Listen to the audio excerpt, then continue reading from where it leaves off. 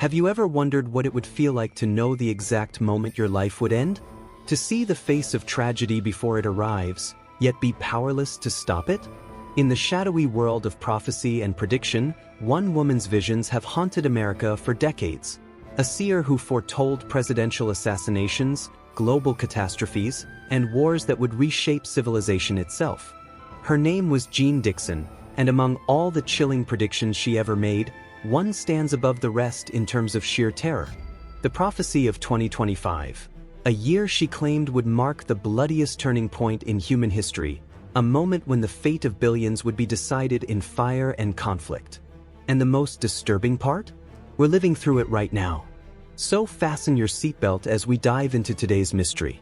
But first, you might just change your luck if you like and subscribe before this video ends. Imagine possessing the ability to see death approaching. Not metaphorically, not symbolically, but with absolute clarity, knowing exactly when, where, and how someone's life will end. Would you tell them? Would you try to save them? Or would you carry that knowledge alone, watching helplessly as fate unfolds exactly as you foresaw? This was the burden carried by Jeanne Dixon, a woman whose name would become synonymous with prophecy, prediction, and an ability so precise it defied every rational explanation. But her story doesn't begin with fame or recognition. It begins in darkness, with a little girl who saw things no child should ever see. Born Lydia Emma Pinkert in 1904 in Medford, Wisconsin, Jeanne grew up in a devout Catholic household that valued faith, family, and traditional American values. Her father was a successful lumber merchant, providing a comfortable life for his wife and children. On the surface, everything appeared normal, a typical Midwestern family living a typical American life. But beneath that ordinary exterior, something extraordinary was stirring. From the moment she could speak, young Jeanne exhibited behaviors that deeply unsettled her parents. She would make statements about future events with absolute certainty, speaking of things that hadn't happened yet as if she'd already witnessed them. At first, her parents dismissed these utterances as childhood imagination, the innocent fantasies of a creative mind. Then came the incident that changed everything. Jeanne was only 5 years old when she began demanding that her mother give her an envelope bordered in black. She asked repeatedly, insistently, with a strange urgency that seemed far too mature for a child her age. Her mother, confused and increasingly uncomfortable, assured her daughter that no such envelope existed in their home. Jeanne wouldn't accept this answer. She continued asking throughout the day, describing the envelope in precise detail, not just black-bordered, but with specific markings, arriving from a distant place. Her mother grew frustrated, then concerned. Why was her daughter so fixated on something that didn't exist? 10 days later, a letter arrived. The envelope was bordered in black. Inside was a funeral announcement. Jeanne's grandfather had passed away. The little girl had known, somehow, impossibly, 10 days before the news reached them. She had seen death coming before it even occurred. Her parents were shaken to their core. This wasn't imagination. This wasn't coincidence. Their youngest daughter could see across time itself, peering into a future that hadn't yet unfolded. And that was just the beginning. Another incident followed shortly after. Jeanne's father had traveled to Chicago on business, a trip that was supposed to last several weeks. Young Jeanne, now 7 years old, suddenly turned to her mother with excitement glowing in her eyes. "Daddy's going to bring home a very big dog," she announced with absolute certainty. "Its fur is black and white, and it's going to be our new friend." Her mother smiled indulgently, dismissing the statement as wishful thinking. They had never discussed getting a dog. Her father had never mentioned any such plan in his letters. There was no way the child could know this. But when her father returned days later, he stepped off the train with a large dog walking beside him, black and white fur, exactly as Jeanne had described. He explained that he'd found the animal abandoned in Chicago and couldn't bear to leave it behind. The family could no longer deny what was becoming increasingly obvious. Their daughter possessed a gift that transcended normal human perception. But what exactly was it? Divine intervention? A genetic anomaly? Or something far stranger? A tear in the fabric of reality that allowed her to see patterns others couldn't perceive? In 1911, seeking answers, Jeanne's parents heard about a famous Egyptian mystic who had recently arrived in California. This woman, known for her skill in palmistry and fortune-telling, had gained a reputation among immigrant communities for predictions that proved unsettlingly accurate. Desperate to understand their daughter's abilities, the family traveled west to meet her. The meeting would change Jeanne's life forever. The mystic studied the child's palm in silence for what seemed like an eternity, her weathered fingers tracing lines that supposedly revealed destiny itself. Then she looked up, her eyes reflecting something that transcended mere knowledge. It was recognition, perhaps even fear. "Your daughter is no ordinary child," the mystic said, her voice barely above a whisper. "She carries within her the gift of true sight, the ability to peer beyond the veil that separates present from future. She will become one of the greatest prophets America has ever known, and her visions will shake the very foundations of power." The mystic then did something unexpected. She gave young Jeanne a small crystal ball wrapped in silk, tools of the fortune-teller's trade, objects supposedly imbued with the power to focus psychic energy. The moment Jeanne's small hands closed around the crystal, something happened that no one in that room could explain. The little girl stood motionless, her eyes glazing over as if looking at something invisible to everyone else. Then, after a long moment of eerie silence, she turned to the mystic and spoke in a voice that seemed too old, too knowing for a child.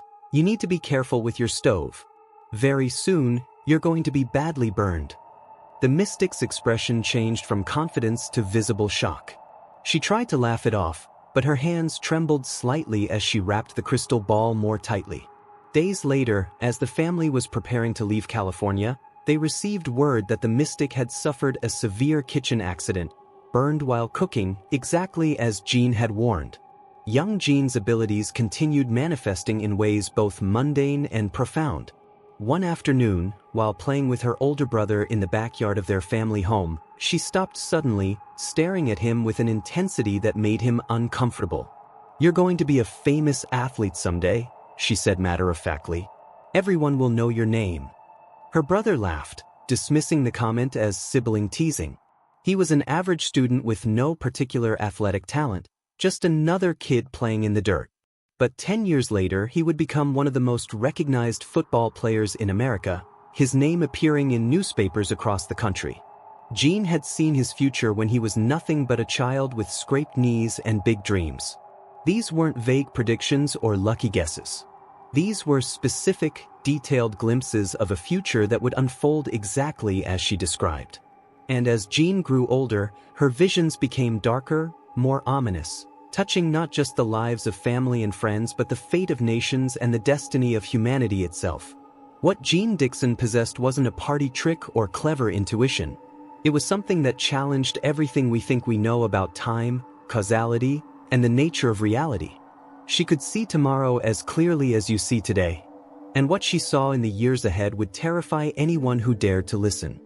January 10, 1942. The world was consumed by war. Nazi Germany controlled most of Europe, Japan had just attacked Pearl Harbor 2 months earlier, and America was mobilizing for a conflict that would claim millions of lives. But on this particular morning, in an exclusive beauty salon in Los Angeles reserved for Hollywood's elite, a different kind of tragedy was about to unfold, one that had been foreseen but could not be prevented. Carole Lombard was at the absolute peak of her career. One of Hollywood's brightest stars, she was known for her beauty, her comedic talent, and her marriage to Clark Gable, the biggest male movie star in the world. At 33 years old, she seemed untouchable, wealthy, famous, beloved by millions. She had everything to live for and decades of success ahead of her. Or so everyone thought. As Lombard sat in the salon chair that morning, having her hair styled for an upcoming appearance, a middle-aged woman approached her. The stranger's face was tense, her eyes filled with an urgency that couldn't be masked. Without introduction or pleasantries, the woman leaned close and spoke words that would haunt those who heard them. "Miss Lombard, I know this will sound unreasonable, perhaps even insane. But I need you to listen very carefully. For the next 6 months, you must not, under any circumstances, travel by airplane. If you do, your life will be in grave danger. I've seen it. You will not survive." The salon went quiet. Other women stared, some in amusement, others in discomfort. Who was this strange woman making such dire predictions to one of America's most beloved actresses? Lombard, ever gracious and polite, smiled gently at the stranger. "That's very kind of you to worry," she said, her voice warm but dismissive. "But I actually have a flight scheduled in just a few days. I'm sure everything will be fine. These things always are, aren't they?" The stranger, Jeanne Dixon, stood frozen for a moment, her face showing the agony of someone who knows a terrible truth but cannot make others believe it. She tried once more, her voice taking on a pleading quality. "Please. I'm begging you. Change your plans. Take a train, take a car, delay your trip. Just don't get on that plane." But Lombard had already turned away, entering the VIP area of the salon. The strange encounter was over, dismissed as the ramblings of an overzealous fan or perhaps someone suffering from delusions. Within minutes, Lombard had forgotten the warning entirely. She had more important things to think about: her career, her marriage, her upcoming trip to Indiana for a war bond rally. 6 days later, on January 16, 1942, Carole Lombard boarded TWA Flight 3, departing from Indianapolis and bound for Los Angeles. She was exhausted from the successful war bond tour and eager to get home to her husband. Also on board were her mother, her press agent, and 15 members of the U.S. Army Air Forces. The flight should have been routine. But at 7:20 p.m., while approaching Las Vegas in darkness, the DC-3 aircraft slammed into Potosi Mountain at an elevation of 7,770 feet. The impact was catastrophic and instant. The plane exploded on contact. The wreckage scattered across the mountainside. All 22 people on board were killed immediately, their bodies so badly burned and destroyed that many could only be identified through dental records and jewelry. When news of the crash reached Hollywood, the film industry went into mourning. Clark Gable was so devastated he enlisted in the Army Air Forces, reportedly hoping to die in combat. The nation grieved for one of its brightest stars, cut down in the prime of her life. But for those who had been present in that beauty salon 6 days earlier, there was a different emotion alongside the grief, horror. Jeanne Dixon had known. She had seen this exact outcome with perfect clarity. She had warned Lombard directly, desperately, pleading with her to avoid that flight. And her warning had been ignored, dismissed as the bizarre statement of an eccentric stranger. Now 22 people were dead, incinerated on a mountainside, exactly as Dixon had foreseen. This wasn't the first time Dixon had predicted a death with such accuracy, and it wouldn't be the last. But the Carole Lombard tragedy established a pattern that would repeat throughout Dixon's life. She would see disaster coming, she would warn those in danger, and more often than not, her warnings would be ignored until it was too late. Then people would remember, shaken by the realization that they had been given a chance to change fate and had refused to take it. The question that haunted everyone who knew about Dixon's warning was simple but terrible. Could Lombard have been saved? If she had listened, if she had delayed her flight or taken a train instead, would she still be alive? Or was her death inevitable, predetermined, written into the fabric of time itself in a way that no warning could alter? Dixon herself believed in free will, that her visions showed probable futures that could still be changed through human choice. But case after case suggested otherwise. Again and again, she would see tragedy approaching, issue warnings that went unheeded, and watch helplessly as her visions manifested exactly as she had foreseen. It was as if she could see the script of reality but lacked the power to edit it, condemned to be a prophet whose knowledge changed nothing. The death of Carole Lombard marked Jeanne Dixon's emergence from obscurity into public awareness. Newspapers began reporting on the strange woman who had warned the actress days before her death. People started asking, who is Jeanne Dixon? What else has she seen? And most terrifyingly, who's next? November 1944. Franklin Delano Roosevelt stood on the precipice of history. He had just won an unprecedented fourth term as President of the United States, leading the nation through the Great Depression and guiding it toward victory in World War II. At 62 years old, he was the most powerful man in the world, commanding armies that spanned continents and making decisions that would shape humanity's future for generations. But power cannot defeat mortality. And FDR knew, somewhere in the depths of his failing body, that his time was running out. The president had been concealing the truth from the American public for months. His personal physicians knew he was dying. Severe hypertension, progressive heart disease, arteriosclerosis. His blood pressure readings were alarming, sometimes spiking to levels that should have been fatal. He suffered from crushing headaches, exhaustion so profound he could barely function, and episodes where his mind would fog and his speech would slur. The medical team advised him to step down, to retire and spend his remaining time with family. But Roosevelt refused. The war was not yet won. His vision for a post-war world order, the United Nations, a new framework for global cooperation, remained unrealized. He believed he had to continue, even if it killed him. Which of course it would. It was during this period of declining health and mounting anxiety that Roosevelt summoned Jeanne Dixon to the White House. The call came on a crisp November morning. Dixon's phone rang, and a terse voice on the other end delivered a message that sent chills down her spine. "The president would like to see you. A car will arrive shortly." No explanation. No context. Just a summons from the most powerful office in the world. Dixon had briefly met Roosevelt years earlier at a fundraising event, but they had never had a private conversation. Why would he call for her now? She already knew the answer, of course. She had seen it in her visions. The president wanted to know how much time he had left. The car that arrived was unmarked but obviously official. Dixon was driven through Washington streets in silence, the driver offering no conversation or explanation. When they arrived at the White House, she was escorted through corridors she had never seen, away from public areas, deep into the private residential sections where the president's family lived.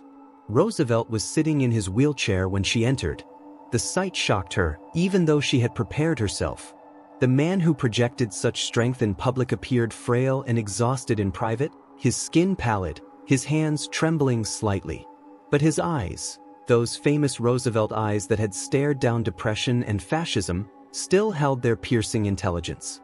"Mrs. Dixon," he said, his voice softer than it sounded in his famous radio addresses. "Thank you for coming. I'll get straight to the point. I'm not interested in talk about the war or politics. I need to know something personal." He paused, and when he spoke again, his voice carried the weight of a man confronting his own mortality. "How much time do I have left in this role? How much longer?"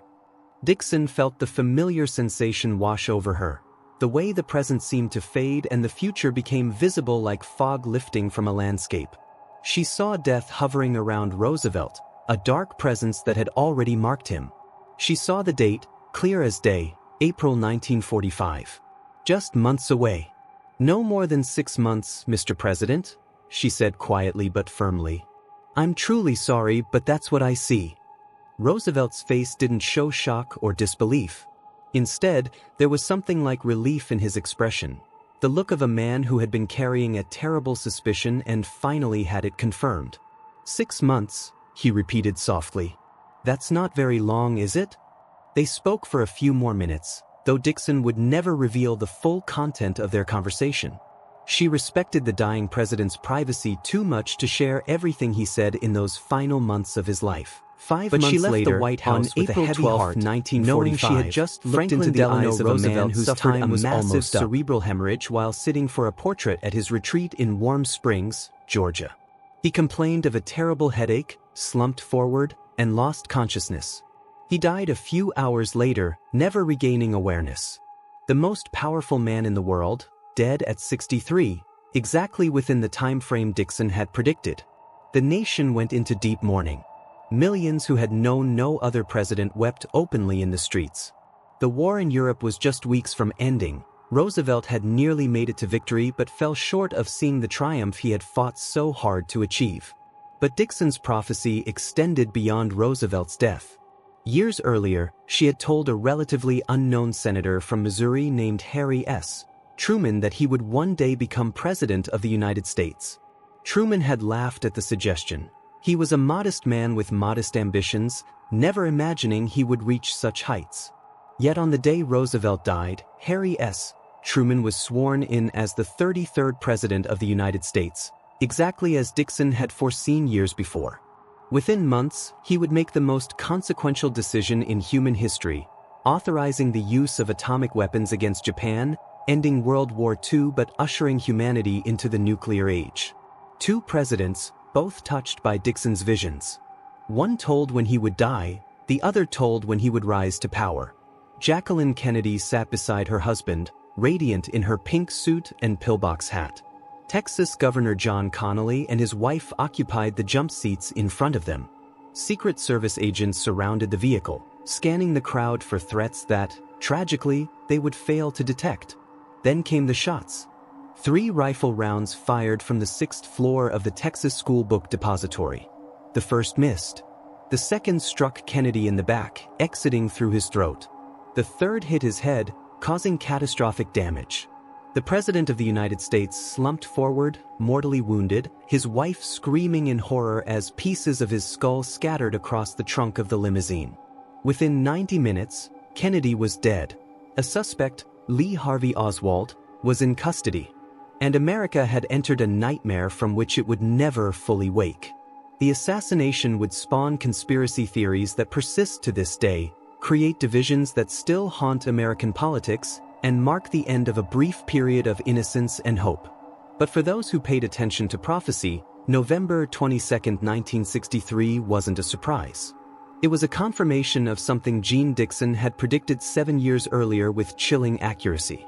In 1956, 4 years before Kennedy even became president, Dixon made a prediction that would cement her reputation as America's most famous psychic. During an interview with Parade magazine, she stated with absolute certainty, "The 1960 election will be won by a Democrat, but he will be assassinated or die in office, though not necessarily in his first term." At the time, Kennedy hadn't officially announced his candidacy. He was just one of many ambitious politicians with presidential aspirations. Dixon's prediction seemed like a shot in the dark, easily forgotten in the noise of Washington politics.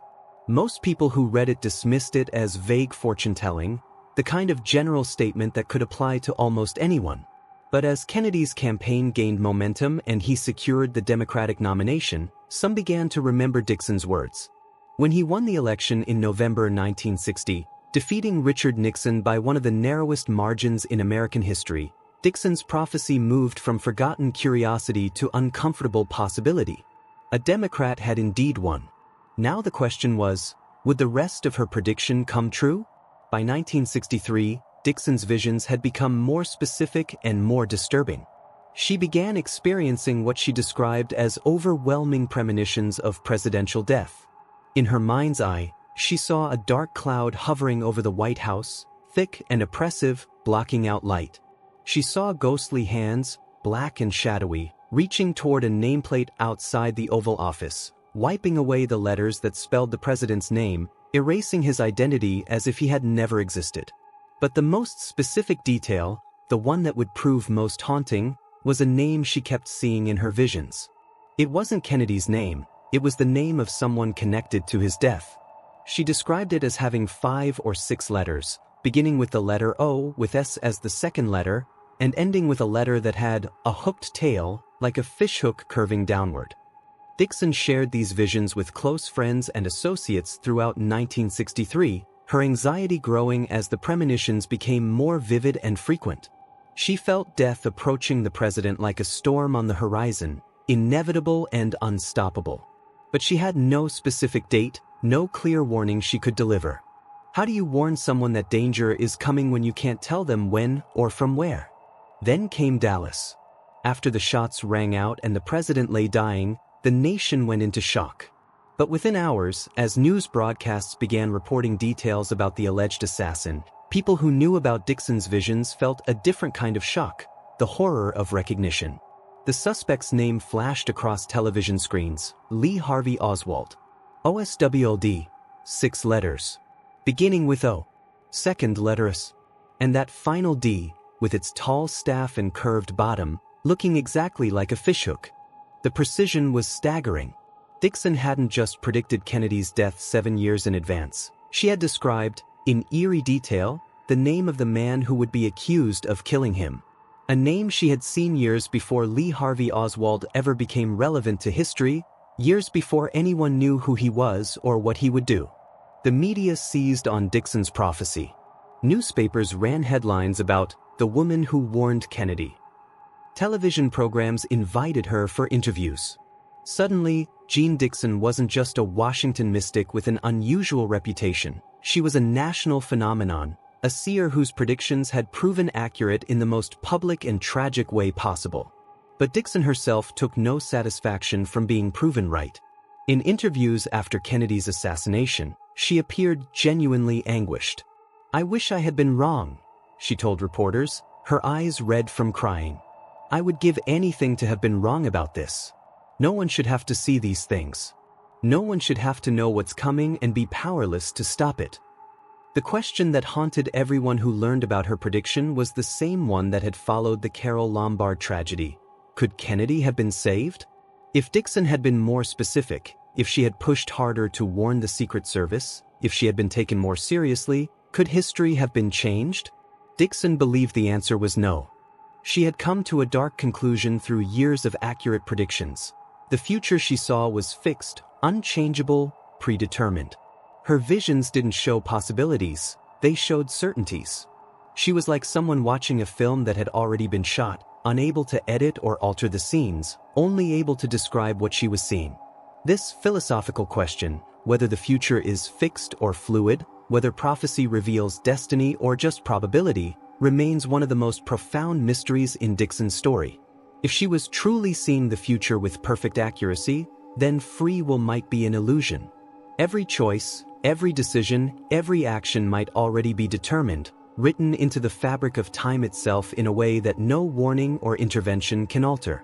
The Kennedy assassination made Jeanne Dixon famous, but it also made her life more difficult. People constantly approached her, desperately wanting to know their own futures, seeking warnings about dangers that might lie ahead. Government officials consulted her about political matters. Law enforcement agencies asked for help with unsolved cases.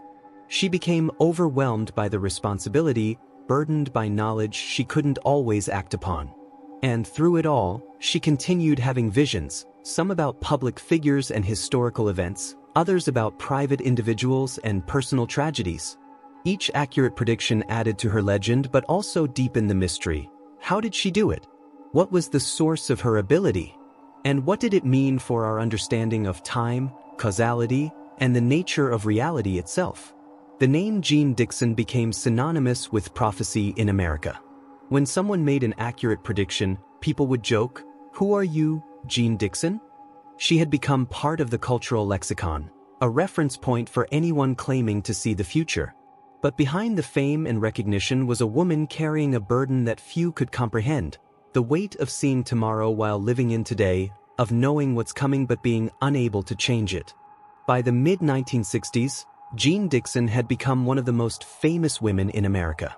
Her accurate prediction of Kennedy's assassination had transformed her from a Washington socialite with an unusual hobby into a celebrity psychic consulted by presidents, senators, business leaders, and ordinary citizens desperate for glimpses of their futures.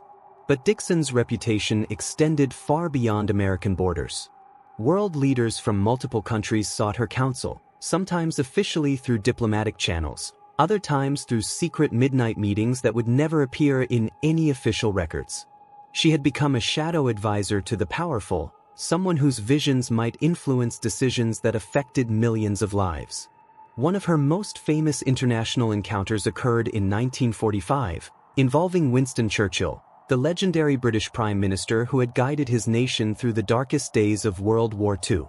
Churchill was visiting the United States, basking in the glow of Allied victory and his status as one of the war's great heroes. Britain would soon hold general elections, and everyone assumed Churchill would win easily. He was a national hero, beloved by the British people, the man who had refused to surrender when invasion seemed inevitable. During his American visit, Churchill arranged a private meeting with Dixon. The press was told it was a social call, a courtesy visit between prominent figures. But those close to Churchill knew the real purpose. He wanted to know if he would win the upcoming election. Dixon received him in her Washington home, away from cameras and reporters. Churchill, confident and somewhat jovial, asked his question with the expectation of receiving confirmation of what everyone already believed. "Mrs. Dixon, will I be re-elected?" Dixon's response was immediate and unequivocal. "No. You will not win the election. Your time in power is over, at least for now." Churchill's face flushed with anger. How dare this American woman predict his political death? He was Winston Churchill, the man who had saved Western civilization, the greatest leader of his generation. The idea that he could lose to anyone, especially after the victory he had just secured, seemed absurd. "You're mistaken," he said firmly, his famous voice taking on an edge. "The British people would never reject me after what we've accomplished together." But Dixon held firm. "I'm sorry, Prime Minister. I can only tell you what I see. You will lose this election."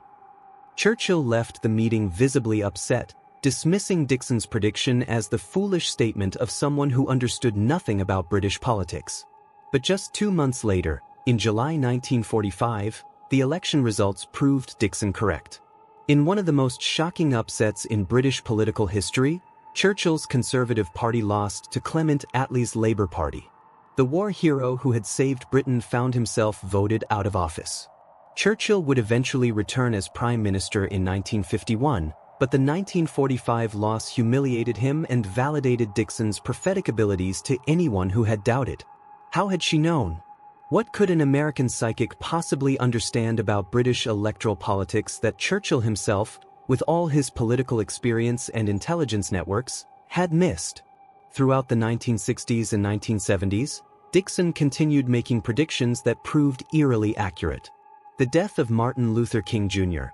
Dixon predicted that the civil rights leader would die by assassination, though she couldn't specify exactly when or where. On April 4, 1968, King was shot and killed in Memphis, Tennessee. Robert Kennedy's assassination. After JFK's death, Dixon warned that his brother Robert would meet a similar fate if he pursued the presidency. In June 1968, just 2 months after Martin Luther King's murder, Robert Kennedy was assassinated in Los Angeles moments after winning the California Democratic primary. Richard Nixon's rise and fall. Dixon predicted Nixon would win the 1968 presidency but would not complete his second term. Nixon won in 1968, was re-elected in 1972, then resigned in disgrace in 1974 due to the Watergate scandal. But Dixon's visions weren't limited to American politics. She made predictions about international events that seemed impossible at the time but later proved accurate. The Soviet Union's collapse. As early as the 1960s, Dixon predicted that the Soviet Union would eventually crumble from within. At the time, the USSR appeared to be a permanent fixture of world politics, a superpower that would last forever. But in 1991, the Soviet Union dissolved, exactly as Dixon had foreseen decades earlier. She predicted that China would emerge as a major world power, transforming from an impoverished communist state into an economic giant that would challenge American dominance. In the 1960s, this seemed laughable. China was isolated, backwards, suffering under Mao's disastrous policies. Today, China is the world's second-largest economy and America's primary geopolitical rival. Dixon foresaw endless turmoil in the Middle East, predicting that the region would become a flashpoint for global conflicts involving religion, oil, and competing world powers. Decades of wars, revolutions, and terrorism have proven her correct. But alongside her accurate predictions came failures and misses. Dixon predicted that World War III would begin in 1958. It didn't. She claimed that a comet would strike Earth in the 1980s, causing massive destruction. It didn't happen. She predicted that the Soviet Union would be first to land a man on the moon. America won that race. Critics seized on these failures as proof that Dixon was a charlatan, that her successful predictions were either lucky guesses or so vague they could be interpreted to match any outcome. They pointed out that she made hundreds of predictions, and when the percentage of accurate ones was calculated, her success rate was no better than chance. But defenders argued that even if Dixon was only right 20% of the time, the predictions she got right were so specific, so detailed, and so far in advance that they couldn't be explained by luck alone. How do you get lucky about a president's name matching a specific letter pattern? How do you guess that Churchill will lose an election everyone expects him to win? How do you predict Soviet collapse decades before anyone sees it coming? The debate over Dixon's legitimacy continues to this day. Was she truly clairvoyant, possessed of some supernatural ability to peer across time? Or was she highly intuitive, skilled at reading political situations and making educated guesses that sometimes proved correct? Or perhaps something in between, someone with genuine psychic flashes mixed with ordinary intuition and occasional self-promotion? Whatever the truth, by the 1970s Jeanne Dixon had become an American institution. She wrote books that became bestsellers, appeared regularly on television and radio, and her predictions were followed by millions. She had achieved something rare. She had made prophecy mainstream, bringing the mystical and supernatural into middle-class American homes through the respectable medium of mass media. But of all the predictions she made during her long career, one stood out for its scope and terrifying implications. It wasn't about a single president or prime minister. It wasn't about an assassination or a war. It was about the fate of human civilization itself, centered on a specific year that would mark a turning point for all of humanity. That year was 2025. And according to Dixon, it would bring bloodshed on a scale the world had never seen. In 1971, Jeanne Dixon published a book titled The Call to Glory. The book claimed to reveal her most significant prophecies, visions not just of individual deaths or political changes, but of epical shifts that would reshape human history. And among all the predictions contained in that book, one particular prophecy stood out for its apocalyptic scope, her vision of the year 2025. According to Dixon's account, she had been receiving fragments of this vision for years, disturbing glimpses of a future era marked by conflict, transformation, and a fundamental shift in the global balance of power. As these fragments coalesced into a more complete picture, Dixon became convinced that 2025 would represent one of the most dangerous years in human history. Her prophecy contained several specific elements. A global war of disease in 2020, Dixon predicted that in the year 2020, the world would face a war unlike any before it, not a war of armies and weapons, but a war against disease that would span the entire globe, bringing nations to their knees and claiming millions of lives. When COVID-19 emerged in late 2019 and spread rapidly throughout 2020, many people remembered Dixon's prediction with an uncomfortable sense of recognition. Had she truly foreseen the pandemic decades in advance? The bloody turning point of 2025. In her book, My Life and Prophecies, Dixon specifically identified 2025 as a year when two major Asian powers, China and Russia, would enter into a devastating conflict. According to her vision, this wouldn't be a regional dispute but a struggle for global dominance, with implications that would affect every nation on Earth. She predicted that China would ultimately emerge victorious from this confrontation, fundamentally altering the balance of world power. The rise of a compassionate leader. Alongside the predictions of war and destruction, Dixon also foresaw the emergence of a leader of boundless love and compassion, someone who would appear during humanity's darkest hour to guide people toward reconciliation and peace. This figure would bridge divides, heal wounds, and help humanity survive its self-inflicted catastrophes. Now, here's where we need to pause and examine these predictions with a critical eye. We're currently living through 2025, and several months into the year, no war between China and Russia has erupted. In fact, the two nations maintain a strategic partnership and frequently coordinate their foreign policies in opposition to Western interests. So was Dixon simply wrong? Not necessarily, according to some interpreters of her work. They point out that Dixon's visions were often accurate in their general themes but imprecise about specific details like which nations would be involved. Today, we are witnessing an intense economic and geopolitical confrontation between the United States and China, a new Cold War characterized by trade disputes, technology restrictions, military posturing in the South China Sea, and competing visions for the future of global governance. Could Dixon have seen this US-China confrontation but misidentified the participants? Prophecy, after all, isn't a video recording of future events. It's more like impressions, symbols, and feelings that the seer must then interpret through their own cultural and historical lens. A woman living in the 1960s and 1970s, when the Soviet Union and China were communist rivals, might naturally assume that future Asian conflicts would involve those two powers, even if what she was actually seeing was a different configuration entirely. There's also the possibility, one we should honestly acknowledge, that Dixon's 2025 prophecy will simply prove incorrect, joining the list of her failed predictions. Not every vision she described came true. Making prophecy part of one's public identity creates pressure to constantly produce new predictions, and that pressure can lead to claims that aren't grounded in genuine psychic experience but rather in imagination or wishful thinking. But what makes the 2025 prophecy particularly intriguing is that Dixon wasn't alone in identifying this year as significant. In 1999, a Japanese manga artist named Ryuho Okawa published The Future I Saw, a graphic novel based on precognitive dreams he claimed to have experienced. The book contained 15 specific predictions. By 2025, 14 of those predictions have allegedly come true, with events matching the dream's descriptions with remarkable accuracy. The 15th and final prediction in Okawa's book specifies July 5, 2025 as the date when a catastrophic disaster will strike. Specifically, a geological event in the South China Sea that will be even more devastating than Japan's 2011 earthquake and tsunami.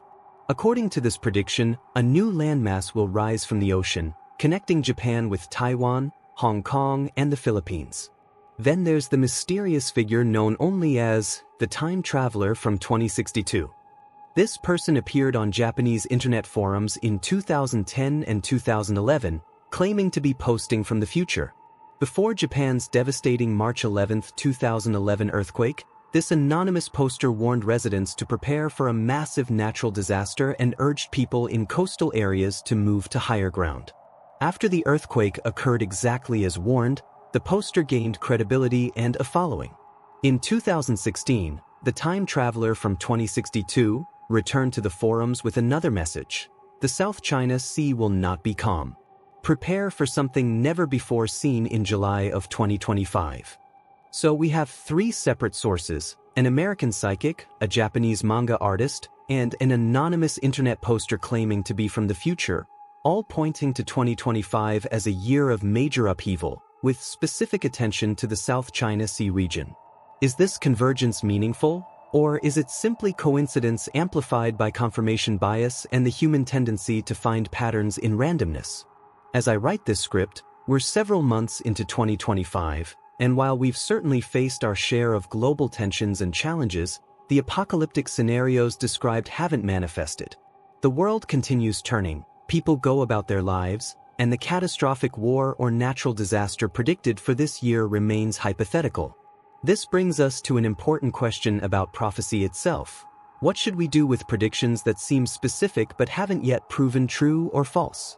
Do we take them seriously as warnings? Do we dismiss them as fantasy? Or do we hold them in a space of uncertainty, neither fully believing nor fully discounting? The responsible answer is probably somewhere in the middle. Prophecies about the future can reflect genuine intuitions about trends and possibilities. Dixon's prediction of Soviet collapse and Chinese rise proved accurate in their broad strokes, even if timing and details were imprecise. But they can also reflect the fears and obsessions of the era in which they were made, projecting contemporary anxieties onto an imagined future. The year 2025 may indeed mark a turning point, though perhaps not in the dramatic way Dixon envisioned. We are living through a period of genuine historical transition. Climate change accelerating, artificial intelligence transforming economies, nuclear weapons still threatening mutual destruction, global power shifting from west to east. Any of these could produce the kind of historical inflection point Dixon sensed, even if the specific form differs from her vision. Or perhaps 2025 will pass like any other year, and Dixon's prophecy will join the long list of failed predictions that litter the history of fortune-telling. We simply don't know yet.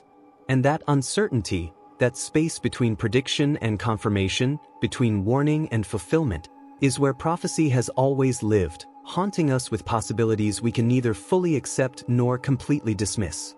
Imagine knowing exactly when someone you love will die.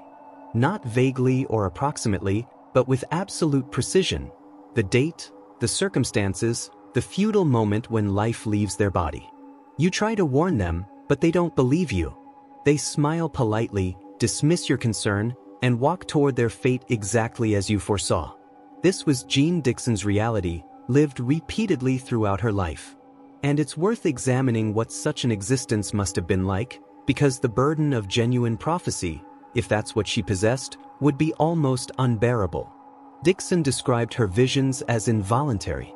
They would come without warning, sometimes triggered by meeting a particular person or entering a specific location, other times appearing spontaneously in meditation or dreams. She couldn't control what she saw or when she saw it. The future simply revealed itself to her, whether she wanted to know or not.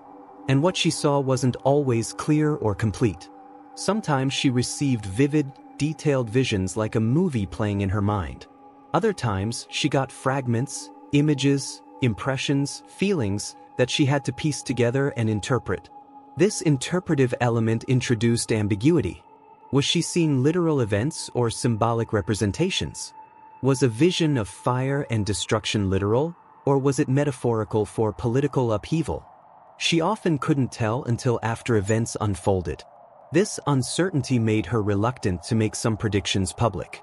She feared being wrong, feared causing unnecessary panic, feared that her interpretation might mislead people. But she also feared remaining silent when she saw danger approaching. If she could warn someone and didn't, would their death become her responsibility? Several people close to Dixon reported that her prophetic ability caused her genuine psychological distress. She would wake from dreams shaking and crying, having witnessed future tragedies she was powerless to prevent. She experienced anxiety and depression related to visions she couldn't share or act upon. And she struggled with the philosophical and theological implications of what she was experiencing. If she could see the future with perfect accuracy, did that mean the future was already determined? And if it was determined, what did that say about free will, about human choice, about the possibility of redemption and change? Dixon was a devout Catholic, and reconciling her prophetic experiences with her religious beliefs created ongoing theological tension. The Catholic Church's position on private revelation and prophecy is complicated.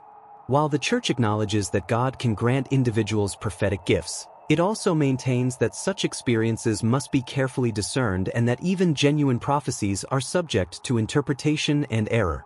Dixon consulted with priests throughout her life, seeking guidance on how to understand and use her abilities responsibly. But the public didn't care about theological nuances. They wanted predictions. They wanted to know who would win elections, whether their marriages would last, when they would die, whether tragedy was coming. Dixon received thousands of letters every week, desperate pleas from people seeking glimpses of their futures, hoping she could provide certainty in an uncertain world. She tried to help when she could, offering readings and predictions to those who contacted her. But she was also aware of the dangers. What if she told someone they would die soon, and they spent their remaining time in despair rather than living fully? What if she predicted success and someone became complacent, failing to do the work necessary to achieve that success? Her words had power, and that power could harm as easily as help. There were also charlatans and imitators who used her fame to prey on vulnerable people. Fake psychics would claim to have trained with Dixon or to possess similar abilities, then charge desperate clients thousands of dollars for worthless predictions. Dixon repeatedly spoke out against these frauds, insisting that genuine psychic ability couldn't be commodified or sold, that it was a gift, or burden, that came unbidden, not a skill that could be learned or purchased. As she aged, Dixon became increasingly selective about which predictions she would make public. She focused primarily on broad historical trends and avoided specific dates when possible. She emphasized the conditional nature of prophecy, that visions showed probable futures that could still be altered through human choice and divine intervention. In her later years, Dixon also spoke more openly about the limitations of her ability. She acknowledged her failed predictions and admitted that she didn't fully understand how her visions worked or why some proved accurate while others didn't. This humility and self-awareness distinguished her from many other claimants to prophetic power, who tended to either deny their errors or invent elaborate excuses for them. Jeanne Dixon died on January 25, 1997, at the age of 93, from heart and kidney failure. In the months before her death, close friends reported that she seemed peaceful, ready to leave this world. She had lived an extraordinary life, witnessed by millions, famous and controversial in equal measure. Whether her abilities were genuine or not, she had certainly left a mark on American culture, making prophecy a topic of mainstream conversation and forcing people to consider possibilities that science couldn't explain. In the end, perhaps the most important question about Dixon isn't whether her predictions were accurate. That can be debated endlessly with no definitive answer. The more interesting question is what her life tells us about the human desire to know the future, about our desperate need for certainty in an uncertain world, and about the psychological and philosophical implications of living as if tomorrow is already written. If the future truly is fixed, then every choice we make is predetermined, every action scripted, every tragedy inevitable. But if the future remains fluid and changeable, then prophecy becomes impossible. At best, it's educated guessing about probabilities, not true knowledge of what will be. Dixon seemed to believe in something between these extremes, that she could see probable futures that would unfold unless significant interventions occurred, but that human will and divine power could still alter outcomes. This middle position preserved both the reality of her visions and the possibility of human freedom, though it never fully resolved the philosophical tension between them. Whether you believe Jeanne Dixon was genuinely clairvoyant or simply an intuitive woman who made lucky guesses amplified by selective memory and confirmation bias, her story raises profound questions about time, knowledge, fate, and the nature of reality itself. And those questions remain unanswered, haunting us just as Dixon's prophecies haunted her. We've explored the life and prophecies of Jeanne Dixon, a woman who claimed to see across time, whose predictions sometimes proved stunningly accurate and other times failed completely, whose reputation oscillated between revered prophet and clever charlatan depending on who you asked and when you asked them. We've examined her early manifestations of prophetic ability, the warnings she issued that went unheeded, her predictions about presidents and world leaders, and her most ambitious prophecy, that the year 2025 would mark a catastrophic turning point for human civilization. As we sit here in 2025, several months into the year Dixon identified as pivotal, we can observe that the apocalyptic scenarios she described haven't manifested in their predicted form. No war has erupted between China and Russia. No catastrophic natural disaster has reshaped the geography of the South China Sea. The world continues, turbulent and uncertain as always, but not obviously approaching the kinds of cataclysmic events Dixon foresaw. Does this mean she was wrong? Possibly. But it's worth noting that major historical transitions often aren't recognized while they're happening. The fall of the Roman Empire wasn't a single dramatic event but a gradual process that took decades to unfold. The shift from medieval to modern world didn't happen on a specific date but emerged slowly through technological, social, and intellectual changes that people living through them barely noticed. Perhaps 2025 will be remembered as a turning point not because of a single dramatic event but because of the convergence of multiple trends, the continuing transformation of global power dynamics, the acceleration of climate change impacts, the revolutionary emergence of artificial intelligence, the persistent threat of nuclear conflict. Any of these could represent the kind of historical inflection Dixon sensed, even if the specific form differs from her vision. Or perhaps her 2025 prophecy will simply join the long list of failed predictions, and future generations will look back on this year as just another year, distinguished primarily by the anxieties people projected onto it rather than by the events that actually occurred.